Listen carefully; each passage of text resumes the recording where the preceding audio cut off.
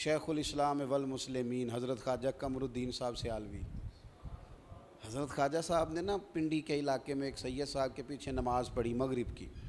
वो कुरान पाक बड़ा अच्छा पढ़ते थे। उनके पीछे नमाज अदा की तो कुछ उलमा भी साथ थे। तकमील नमाज पर लोगों को समझ आई कि ये तो नमाज हुई नहीं, कोई ऐसी गलती रह गई।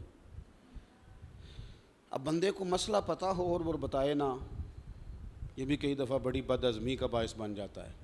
मुश्किल हो जाती है कि जनाब मुझे ये चीज़ आती थी और मैंने इसको फारवर्ड ही नहीं किया। अब बहुत सारे लोगों को नज़र आ रहा था कि बड़ी वाज़ेह चीज़ है, ये तो नमाज ही नहीं हुई। लेकिन जो सियाने लोग होते हैं वो बुज़ुर्गों की मौजूदगी में बोलते नहीं। और वो पीछे से हज़रत अब्दुल्ला इब्न उमर से बात चली आ रही है। कहते हैं हुज़ूर ने पूछा था सवाल, मुझे आता था जवाब, लेकिन चूँकि मेरे वालिद बैठे थे ना, हज़रत सिद्दीक़ अकबर बैठे थे ना, तो फिर मैंने ना मुनासिब नहीं जाना।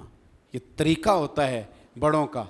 हज़रत सैयदना हज़रत ख्वाजा कमरुद्दीन साहब सियालवी रहमतुल्लाह ताला अलैह, अब वो लोग तवज्जो कराने लगे कि हुज़ूर आपने गौर किया, तो फरमाने लगे गौर तो मैंने कर लिया है। एक तो आलिम है, दूसरा सैयद हैं, और वजाहत देखो। अब इनको लुकमा देना है तो किसी तरीके से ही देना है।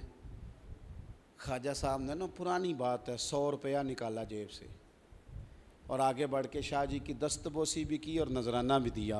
कहने लगे शाह जी आपने नमाज़ पढ़ाई है, मज़ा बड़ा आया है, ज़रा यही नमाज एक दफ़ा दोबारा नहीं पढ़ा देते?